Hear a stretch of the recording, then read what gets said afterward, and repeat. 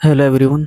जैसे कि last class में हमने एक्सरसाइज 3A के क्वेश्चन नंबर 15 तक कंप्लीट कर लिए थे। आज हम क्वेश्चन नंबर 16 से आगे करेंगे। क्वेश्चन नंबर 16 में कहता है, क्वेश्चन नंबर 16, ये कुछ वैल्यूज दी हुई है 0.125 plus 0.027 divided by 0.25 minus 0.15 plus 0.09। कहता है कि इसकी वैल्यू क्या होगी। ये क्वेश्चन एसएससी परीक्षा 2010 में पूछा गया क्वेश्चन है। तो आइए देखते हैं आखिर इस क्वेश्चन को हम कैसे करेंगे। इस क्वेश्चन को करने का एक मेथड तो ये है कि डायरेक्ट हम सबसे पहले क्या करते हैं, इन दोनों को ऐड कर लेते हैं। इन दोनों को ऐड करके क्या आ जाएगा, 7 और 5 12, हासिल 1 हो जाएगा, 2 और 2 4 और 1 5 1, यानी कि 0.152 ये आ जाएगा। डिवाइडेड बाय, नीचे देखिए ये और ये दोनों प्लस के हैं, इन दोनों को ऐड करेंगे। इन दोनों को ऐड करके आ जाएगा 9 और 5 14, हासिल 1, 2 और 1 3, यानी 0.34 माइनस 0.15 एज इट इज़ ऐसे रखेंगे, इज इक्वल टू यहाँ से हो जाएगा 0.152 अपॉन, इसमें से इसको माइनस करेंगे, 14 में से 5 को माइनस करेंगे 9 आएगा, 2 में से 1 को माइनस करेंगे तो 1 आएगा, यानी 0.1 ये आ जाएगा, इज इक्वल टू। अब यहाँ पर देखिए, यहाँ पर पॉइंट के 3 अंकों के बाद है, यहाँ पर 2 अंकों के बाद है, तो हम क्या करते हैं, यहाँ नीचे भी एक जीरो लगा देते हैं यहाँ पर, ताकि 3 अंकों के बाद यहाँ पर भी क्या हो जाए, दशमलव। दशमलव से दशमलव कैंसिल आउट हो जाएगी। इसको डिवाइड करेंगे तो इन दोनों को डिवाइड किससे करेंगे, सबसे पहले 2 से डिवाइड करके देखते हैं। ये हो जाएगा 2 से 14, 2 6 12, इसको डिवाइड करेंगे 2 9 18, 2 पंजे 10, ये आ जाएगा 76/95। अब यहाँ से क्या करते हैं, यहाँ से हम इसको 95 से डिवाइड कर लेते हैं 76 को। एक मेथड तो इसका यहाँ से ये है कि क्या करें, हम 76 को हम डिवाइड कर लेते हैं 95 से। 95 का टेबल 76 पे नहीं चलेगा, तो यहाँ पर क्या करेंगे, हम पॉइंट लगा के एक ज़ीरो यहाँ पर लगा देंगे। 95 का टेबल 760 टाइम्स चलेगा, तो ऑप्शन में जैसे दे रखे हैं ना, दशमलव के एक स्थान तक दे रखे हैं, तो हमें पता है कि 95 का टेबल कितने टाइम्स चलाएगी ताकि इकाई के अंक पे ज़ीरो आ जाए। तो आपको पता है कि 95 का जो हम टेबल चलाएंगे, या तो 2 टाइम्स चलेगा तब इकाई के स्थान पर ज़ीरो आएगा, या 4 टाइम्स चलाएंगे, या 8 टाइम्स चलाएंगे, या फिर 10 टाइम्स चलाएंगे। इन सब से क्या होगा, इकाई के स्थान पर क्या आ जाएगा, ज़ीरो। यदि हम 4 टाइम्स चलाते हैं, 4 नम 36 कम हो जाएगा बहुत ज़्यादा, 8 टाइम्स चलाते हैं, 8 नम 72, ये लगभग इसके बराबर आ जाएगा। देखते हैं, 95 8 जा आ जाएगा, 8 पंजे 40, 8 नम 72, यानी कि 760 आ जाएगा, यानी टेबल चल जाएगा 8 टाइम्स, 760 माइनस ये ज़ीरो हो जाएगा, तो यानी हमारा आंसर आ जाएगा इज इक्वल टू 0.8, यानी ऑप्शन नंबर सी सही हो जाएगा यहाँ पर। एक तो यहाँ से है मेथड की डायरेक्ट डिवाइड करो और आंसर आ जाएगा। ये यहाँ से हम क्या कर सकते हैं, यहाँ से डिजिटल सम फाइंड कर सकते हैं इसका, क्योंकि देखिए नीचे संख्या क्या है, यह 95, और 95 में यदि मैं यहाँ पर डिनोमिनेटर में इसका हमें यूनिट जो डिजिटल सम है वो 1 बनाना है, तो उसके लिए हमें क्या करना होगा, यहाँ से देखिए हम ऐसे भी कर सकते हैं, और यानी कि 76/95, इनमें ऊपर नीचे 2 की मल्टीप्लाई कर दो। 2 की मल्टीप्लाई इसलिए की गई ताकि डिनोमिनेटर में जो संख्या है इसका डिजिटल सम 1 आ जाए, इसलिए किया गया। दैट इज 2 6 12, 2 7 14, 152 आ जाएगा नीचे, 2 पंजे 10, 2 9 18, ये आ जाएगा। अब नीचे वाले डिजिटल सम तो 1 आ जाएगा, ऊपर डिजिटल सम आ जाएगा 5 और 2 7 और 1 8 आ जाएगा, यानी कि डिजिटल सम आ जाता है हमारा 8। अब कौन से ऑप्शन में है जिसका डिजिटल सम 8 है, वह ऑप्शन नंबर सी। तो यहाँ से हम ऐसे भी कर सकते हैं। एक मेथड तो इस क्वेश्चन को करने का ये है। सेकंड मेथड देखते हैं जो काफ़ी इजी हो जाएगा उस मेथड से। सेकंड मेथड क्या है, सेकंड मेथड वही है डिजिटल सम वाला है ना, यानी 0.125 प्लस 0.027, नीचे डिवाइड में क्या है 0.25 माइनस 0.15 प्लस 0.09। अब देखिए डिजिटल सम से हम इसको कितनी इजीली कर सकते हैं।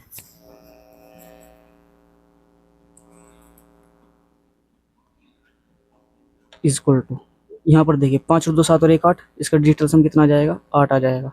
7 और 2 9, ये कैंसिल आउट हो जाएंगे, अपॉन नीचे 5 और 2 7 माइनस 5 और 1 6, ये 9 है कैंसिल आउट हो जाएगा, इज इक्वल टू आ जाएगा 8 अपॉन इसका ये हो जाएगा 1, यानी कि 8 आ जाएगा। डिजिटल सम यहाँ पर 8 आ जाता है, और ये केवल ऑप्शन नंबर किस में है, ऑप्शन नंबर सी में है, जिसका डिजिटल सम 8 है। तो देखिए कितना इजीली हमने इस क्वेश्चन को यहाँ से डिजिटल सम की मदद से हमने इसको आसानी से कर लिया है। नेक्स्ट क्वेश्चन देखते हैं। नेक्स्ट क्वेश्चन में क्या कहता है, क्वेश्चन नंबर 16 देखिए, सॉरी 17 देखिए, क्वेश्चन नंबर 17।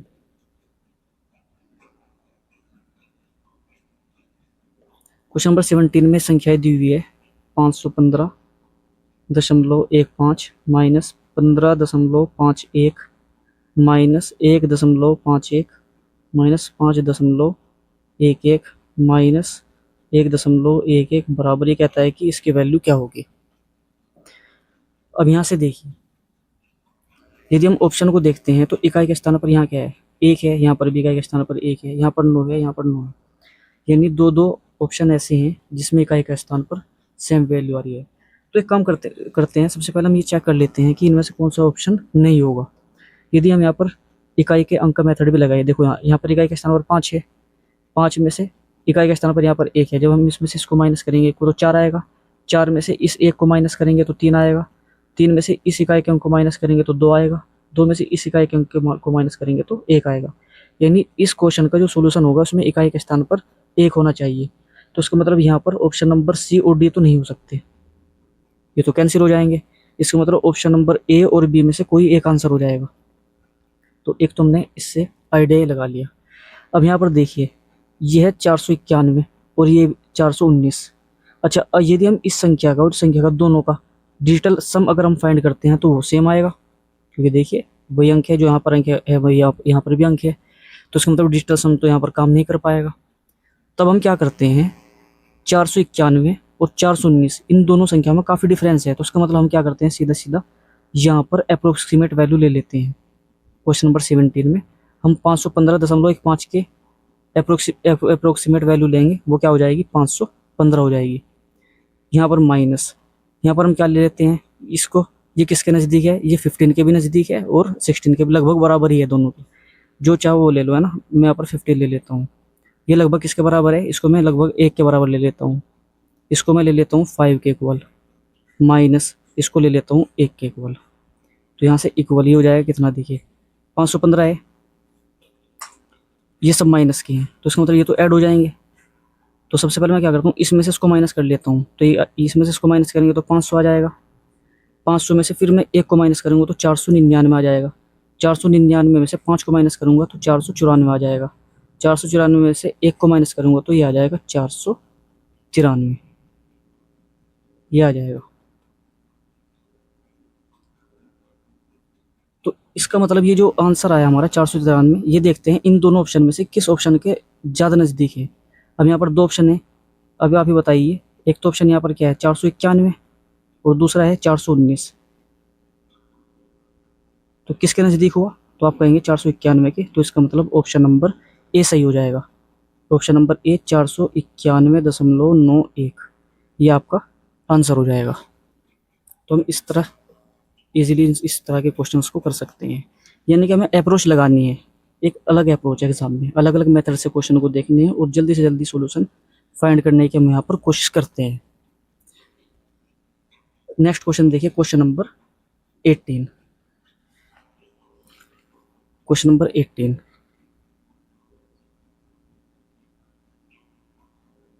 क्वेश्चन नंबर 18 में वैल्यूज दी हुई है 0.1 का होल स्क्वायर माइनस 0.01 का whole square divided by 0.001 and plus 1। कहता है कि इसकी वैल्यू क्या होगी।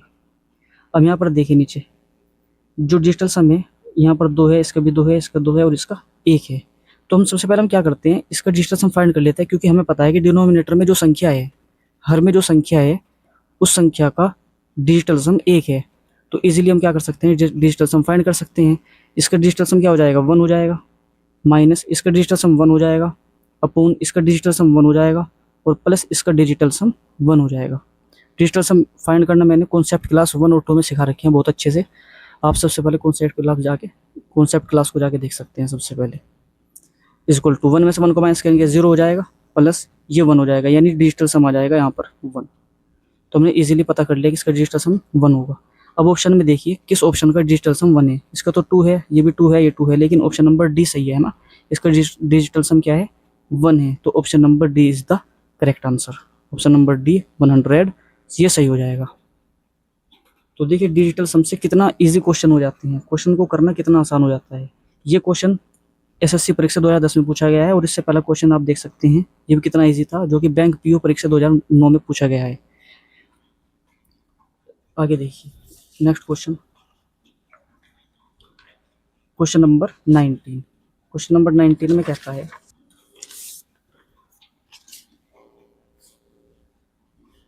क्वेश्चन नंबर 19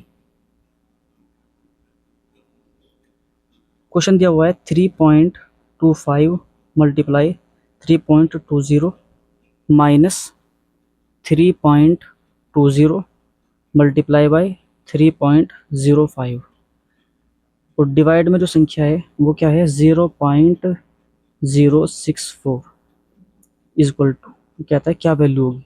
अब यहाँ पर देखिए डिजिटल सम यदि हम यहाँ पर फाइंड करें तो उसमें कहीं ना कहीं प्रॉब्लम्स यहाँ पर आ जाएगी, क्योंकि देखिए डिजिटल सम इसका भी 1 है, इसका भी 1 है, इसका भी 1 है और इसका 5 है। तो इसका कुछ अलग अप्रोच लगाते हैं, डिजिटल सम से कुछ अलग अप्रोच यहाँ पर लगाने की कोशिश करते हैं। और वो क्या हो सकती है? देखिए मैथमेटिक्स में सबसे पहले हमारी कोशिश होती है कि कॉमन ले लिया जाए, और यहाँ पर हम देख रहे हैं कि साफ साफ कॉमन क्या है हमारे पास 3.20 कॉमन है यहाँ पर भी और यहाँ पर भी। तो सबसे पहले 3.20 को कॉमन ले लेते हैं, अंदर क्या बचेगा 3.25 बचेगा और यहाँ पर क्या बचेगा माइनस 3.05 बचेगा और डिवाइड में वही 0.064 दैट इज इक्वल टू यह आ जाएगा 3.20 इंटू इसमें से इसको माइनस करेंगे, यह आ जाएगा हमारे पास 5 में से 5 को माइनस करेंगे 0 आ जाएगा, ये 2 यानी कि 0.20 आ जाएगा अपॉन 0.064 इक्वल टू। अब यहाँ से देखिए यदि मैं इसकी इसमें मल्टीप्लाई कर देता हूँ तो 0 0 2 0 आ जाएगी, 2 2 ज़ा 4 2 3 ज़ा 6 पॉइंट कितना स्थान के बाद आएगा 1 2 3 4 1 2 3 4 यानी यहाँ पर पॉइंट आ जाएगा अपॉन 0.064। अब यहाँ पर पॉइंट के बाद जब देखिए संख्याओं के बाद में जब 0 होती है तो उसका कोई महत्व नहीं होता, तो आप चाहे तो उसको कैंसिल भी कर सकते हैं। तो इस क्वेश्चन को हम कैसे करेंगे, देखिए पॉइंट के बाद यहाँ पर कितने अंक है 1 2 3 4, यहाँ पर कितने हैं 3 है। तो एक काम करिए अंकों को बराबर कर लीजिए, यहाँ पर एक 0 लगा दीजिए, दशमलव के बाद 4 अंक यहाँ हो गए, दशमलव के बाद 4 अंक, इसका मतलब दशमलव से दशमलव यहाँ पर कैंसिल हो जाएगी। ये मैंने मेथड बता रखा है कैसे हम कैंसिल आउट करते हैं। इक्वल टू यहाँ से देखिए ऊपर हो जाएगा 6400 और नीचे हो जाएगा 640, ये 0 ये कैंसिल हो जाएगा, इसको डिवाइड करेंगे 10 टाइम्स डिवाइड हो जाएगा। देखते हैं कौन सा ऑप्शन है, यानी ऑप्शन नंबर डी सही हो जाएगा यहाँ पर।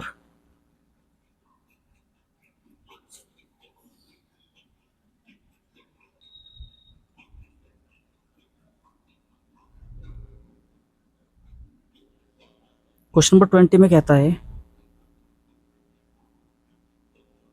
0.6 पावर 4 इसकी माइनस 0.5 की पावर 4 अपॉन 0.6 की पावर 2 प्लस 0.5 का whole square that is equal to, इसकी वैल्यू क्या होगी। अब इस क्वेश्चन को देखने में आपको एक फार्मूला याद आ रहा होगा, है ना। फार्मूला होता है हमारे पास ए स्क्वायर माइनस बी स्क्वायर का।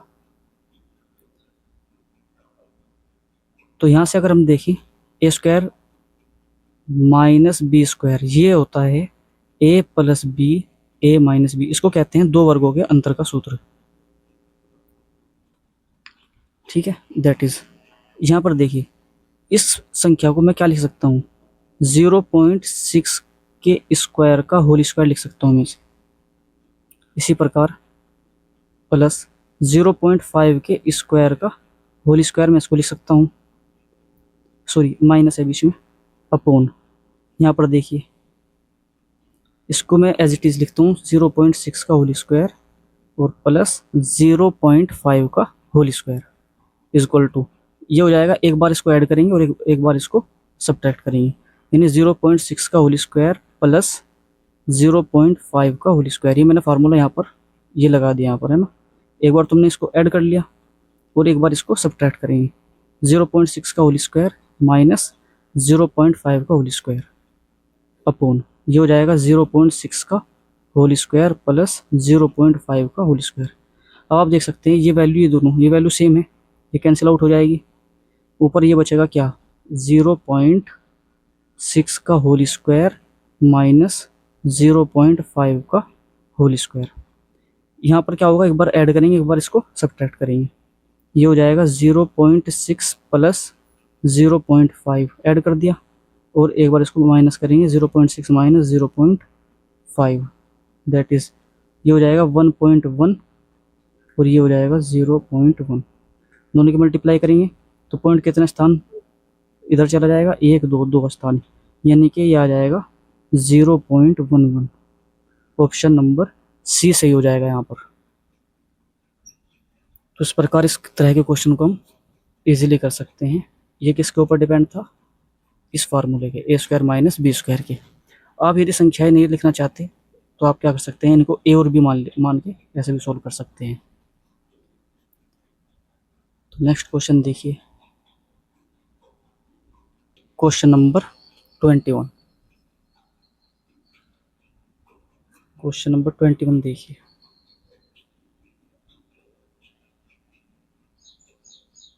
क्वेश्चन नंबर 21 में ये दिया हुआ है, एक संख्या दी हुई है 2.89 इसका क्यूब प्लस 2.11 इसे क्यूब प्लस 15 इंटू 2.89 मल्टीप्लाई 2.11। ये कहता है इसकी वैल्यू क्या होगी। क्वेश्चन को लिखने से ही आइडिया हो जाता है कि क्वेश्चन किस टाइप का है। यहाँ से हमें साफ पता चल रहा है कि ये ए क्यूब है प्लस ये बी क्यूब है plus 3ab into A plus B, कुछ इस तरह का है ना। यानी कहने का मतलब है कि एक फार्मूला है। फार्मूला क्या है, एक फार्मूला है हमारे पास, ए प्लस बी का होल क्यूब होता है A cube plus B cube plus 3ab into A plus B. A की जगह यहाँ पर क्या है 2.89 है, तो यानी कि इसका क्यूब प्लस बी क्यूब की जगह ये संख्या है प्लस, देखिए ए प्लस बी और 3ab ये दिया हुआ है ना, तो 3ab का मतलब ए बी, ए तो हमारे पास ही है और इसमें मल्टीप्लाई किसकी हो रही है, बी की, यानी कि 2.11 की मल्टीप्लाई हो रही है, ये भी सही है, ए बी आ जाएगा 3 और ए प्लस बी, इसका मतलब जो 15 है इसमें क्या है, इन दोनों को ऐड करके जो आएगा, इन दोनों को ऐड करके देखते हैं क्या आ रहा है, ये आ जाएगा 5 आ जाएगा, इन दोनों को ऐड करके 5 आ रहा है, दोनों को ऐड करके 5 आया, 5 की मल्टीप्लाई 3 में करेंगे 15 आ जाएगा, ये 15 आ रहा है। तो कहने का मतलब ये हुआ, इसका फार्मूला, ये जो फार्मूला है इसकी पूरे की वैल्यू क्या होती है, इस पूरे की वैल्यू होती है जो ऐड करके, देखिए ए प्लस बी जो आ रहा है इसका क्यूब कर दो, देखिए यहाँ पर क्या हुआ है ना कि ए प्लस बी का जैसे हमने क्यूब किया तो ये दोनों बराबर आ जाते हैं। ये बात आपके समझने की है। मैंने क्या बताया कि जो ए प्लस बी है लास्ट में फार्मूले में, इसकी वैल्यू का जैसे हम क्यूब करेंगे, इसकी वैल्यू का जैसे हम क्यूब करेंगे तो दोनों इक्वल आ जाएगी।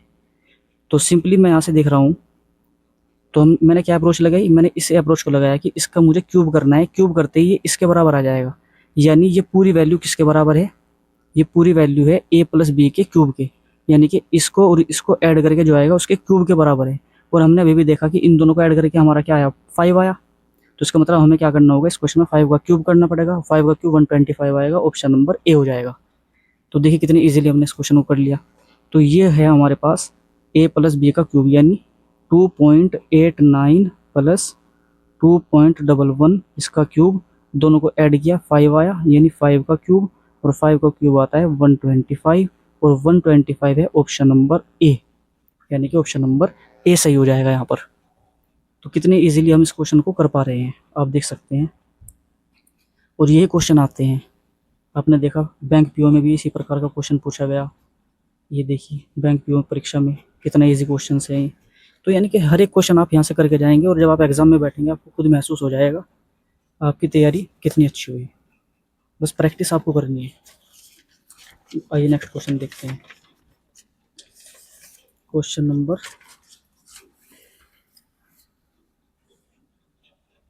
ये है हमारे पास क्वेश्चन नंबर 22। क्वेश्चन नंबर 21 तक कंप्लीट कर लिया हमने।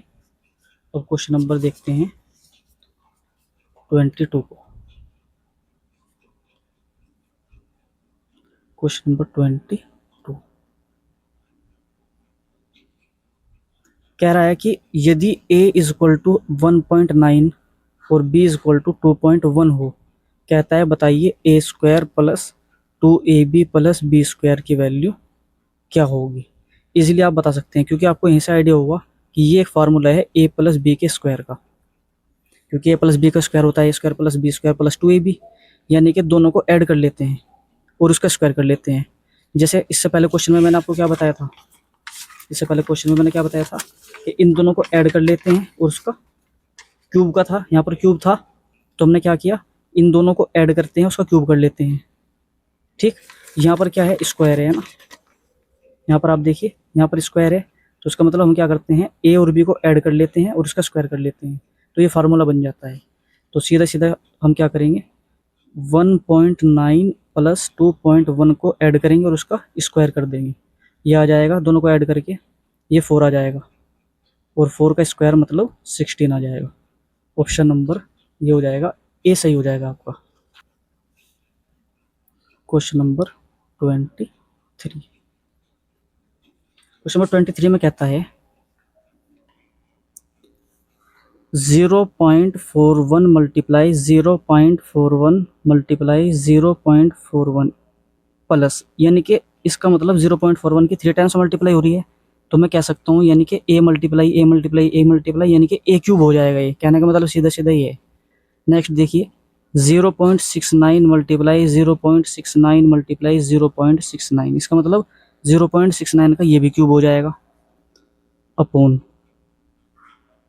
नीचे देखिए 0.41 मल्टीप्लाई 0.41 माइनस, इसका मतलब ये स्क्वायर हो जाएगा ए स्क्वायर माइनस ये है नेक्स्ट 0.41 मल्टीप्लाई 0.69 यानी माइनस ए बी और प्लस 0.69 मल्टीप्लाई 0.69 यानी इसका स्क्वायर।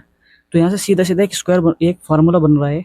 यदि मैं कहूँ कि ये ए है तो ये ए क्यूब हो जाएगा, ये बी क्यूब हो जाएगा, A cube plus B cube, नीचे A square minus A B और plus B square B square, ये बन रहा है ना।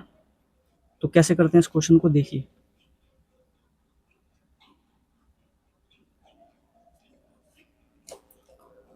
यानी इसको लिख लेता हूँ मैं 0.41 का क्यूब प्लस इसको लिख लेता हूँ 0.69 का क्यूब और अपॉन में इसको लिख लेता हूँ 0.41 का होल स्क्वायर और ये हो जाएगा माइनस 0.41 मल्टीप्लाई 0.69। देखिए कितना इजीली हो रहा है क्वेश्चन ये, 0.69 का होल स्क्वायर।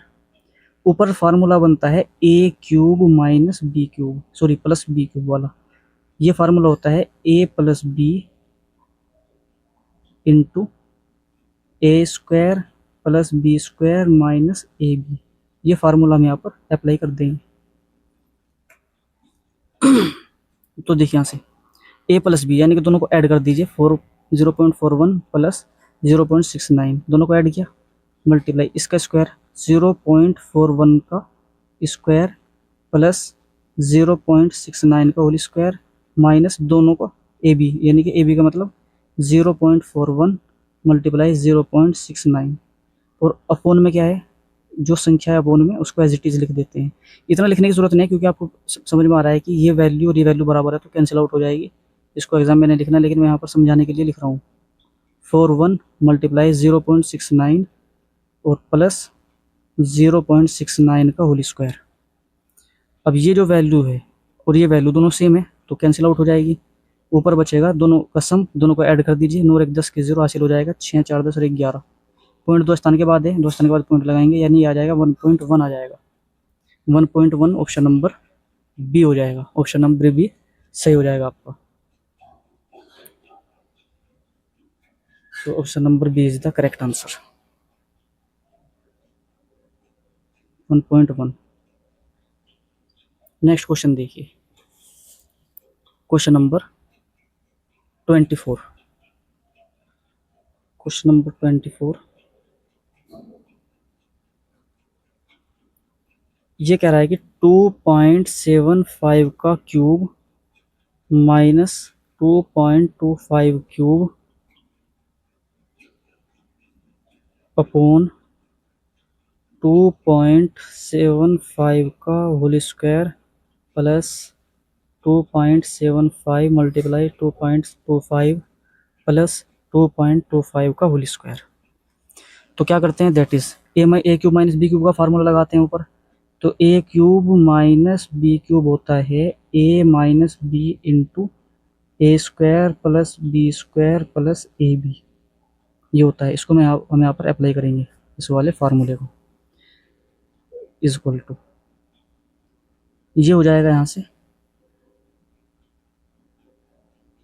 2.75 माइनस 2.25, इसका हो जाएगा फर्स्ट वाले का स्क्वायर 2.75 का स्क्वायर प्लस 2.25 का स्क्वायर प्लस 2.75 मल्टीप्लाई 2.25 और अपॉन में आ जाएगा 2.75। ये पूरा एज इट इज़ ऐसे लिख देंगे 2.25 और प्लस 2.25 का स्क्वायर। ये वैल्यू और ये वैल्यू दोनों सेम है, कैंसिल आउट हो जाएगी। इसमें से इसको माइनस करेंगे, ये आ जाएगा 0.50, ये आ जाएगा। ये हम इसी को कह सकते हैं 0.5। ऑप्शन नंबर बी सही हो जाएगा यहाँ पर। लेकिन क्वेश्चन में टाइम बचाने के लिए आप क्या कर सकते हैं, सिंपल, क्योंकि आपको देखिए जब आप प्रैक्टिस करेंगे आपको बहुत एकदम इजीली आइडिया हो जाएगा, क्योंकि ये ए क्यूब माइनस बी क्यूब का फार्मूला है। A cube minus B cube का फार्मूला है, और नीचे क्या है, फार्मूले को जब ओपन करते हैं तो A square plus B square plus 2ab आता है। तो उसका मतलब ये कैंसिल हो जाता है नीचे की वैल्यू। सीधा सीधा क्या करना है एग्जाम में, इसमें से इसको माइनस कर देना, आंसर आ जाएगा। इसी प्रकार इससे पहले क्वेश्चन में देखिए, इसमें कुछ ज़्यादा कुछ नहीं करना है, सीधा क्या करना है, आपको पता है कि जो वैल्यूज़ को ओपन करने के बाद में इस फार्मूले को जो वैल्यू आएगी बाद में वो इससे कैंसिल हो जाएगी, आपको पता ही है, सिंपल, मैंने अभी बताया। तो आप इसको ओपन ना करके सीधा क्या करो, इसमें और इन दोनों को क्या कर दीजिए, यहाँ पर प्लस है बीच में तो दोनों को ऐड करके आंसर आ जाएगा डायरेक्ट। तो यानी कि आपको तो क्या करना है, सीधा सीधा इन दोनों को ऐड करना है और आंसर निकल के आ जाना है। इन दोनों को सब्ट्रैक्ट करेंगे तो आंसर सीधा सीधा निकल के आ जाएगा, इतना करने की जरूरत भी नहीं है। लेकिन ये कब होगा, जब आप प्रैक्टिस करेंगे तभी होगा ये सब। नेक्स्ट क्वेश्चन देखिए, क्वेश्चन नंबर अब आता है आपका 25। क्वेश्चन नंबर 25, क्वेश्चन नंबर 25 में वैल्यूज दी हुई है 0.289 प्लस 0.147, इसका स्क्वायर माइनस 0.289 और माइनस 0.147 का होल स्क्वायर, और अपॉन में क्या दिया हुआ है 0.147 मल्टीप्लाई 0.289। यहाँ से आपको आइडिया होगा इजीली, अगर मैं इसको ए ले लेता हूँ, ए प्लस बी का होल स्क्वायर आ जाएगा माइनस ए माइनस बी का होल स्क्वायर आएगा अपॉन ए इंटू बी हो जाएगा। यदि मैं यहाँ पर इस संख्या को ए ले लेता हूँ, इसको बी लेता हूँ, तो ये किस तरह का बन जाता है, ये बन जाता है, देखिए ए प्लस बी का होल स्क्वायर, और ये बन जाएगा माइनस ए माइनस बी का होल स्क्वायर बन जाएगा ये, और अपॉन नीचे आ जाएगा ए इंटू बी यानी ए बी। तो देखिए यहाँ से जब मैं इसको ओपन करता हूँ ऊपर की वैल्यू को, तो ये आएगा ए स्क्वायर प्लस, क्योंकि देखिए ए स्क्वायर से स्क्वायर और बी स्क्वायर से बी स्क्वायर कैंसिल हो जाएगा, 2ab 4ab आ जाएगा। देखो कैसे, A square plus B square plus 2ab, एक तो आया, और माइनस ये आ जाएगा A square plus B square और माइनस 2ab आ जाएगा। अपॉन में वैल्यू जो है A B as it is रहेगी ऐसे ही। ए बी मैंने ये जान के लिया ताकि ईजी हो जाए calculation, A square plus B square plus 2ab, ये तो मैंने ऐसे लिखा, माइनस जब मैं ब्रैकेट हटाऊंगा तो अंदर की वैल्यूज़ के जो साइन है वो चेंज हो जाएंगे, A square minus B square plus 2ab आ जाएगा और अपॉन में ए बी। यहाँ से मुझे पता है कि ए स्क्वायर बी स्क्वायर ये दोनों कैंसिल हो रहे हैं, तो ये आ रहा है आपका 4ab ऊपर, और अपॉन नीचे आ रहा है ए बी। तो डायरेक्ट ए बी से ए बी कैंसिल हो रहा है, यानी ये आ जाएगा हमारा आंसर 4 आ जाएगा। तो ऑप्शन डी सही हो जाएगा यहाँ पर। तो देखिए कितनी इजीली हम इस तरह के क्वेश्चंस को कर पा रहे हैं। ये क्वेश्चन इससे पहले देखिए, ये एसएससी परीक्षा में आया था, और क्वेश्चन नंबर 25 भी एसएससी परीक्षा 2010 में पूछा गया क्वेश्चन है। तो इस प्रकार हम कर लेते हैं। आप चाहे ए बी ना लो, आप डायरेक्ट अगर ये संख्या भी लेना चाह रहे हैं तो ये संख्या भी आप ले सकते हैं। ये तो मैंने ए बी से ले लिया ताकि टाइम को बचाया जा सके। नेक्स्ट क्वेश्चन देखते हैं, क्वेश्चन नंबर 26 देखते हैं। क्वेश्चन नंबर 26 में क्या कहता है? क्वेश्चन नंबर 26,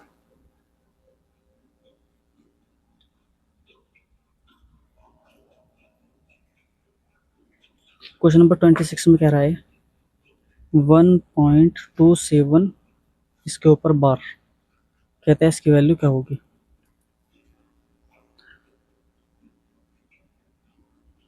इससे पहले कॉन्सेप्ट क्लास में मैंने पढ़ा रखा है कि जब भी किसी संख्या के ऊपर बार होता है तो उस बार को हमें कैसे हटाना है, उस तरह की जो प्रॉब्लम्स होती है, जो डेसिमल फ्रैक्शन होगा उसको हम कैसे सोल्व करते हैं।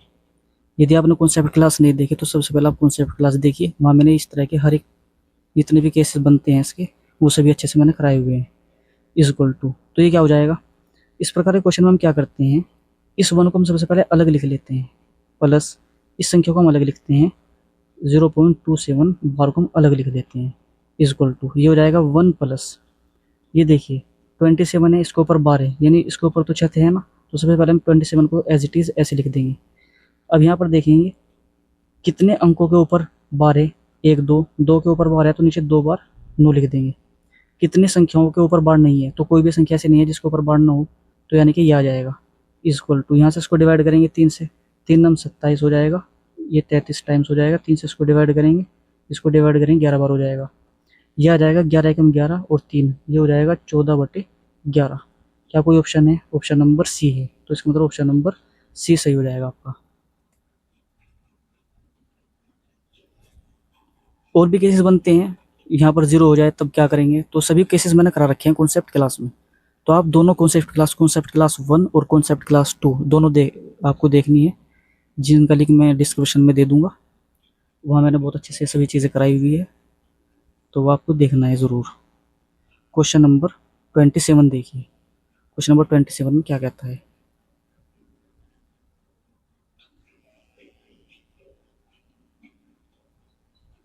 क्वेश्चन नंबर 27, क्वेश्चन नंबर 27 में ये वैल्यू दी हुई है, जैसे कि देखिए मैंने अभी बताया कि यहाँ 0 हो जाए तो क्या होगा, ये 0 आया है ना।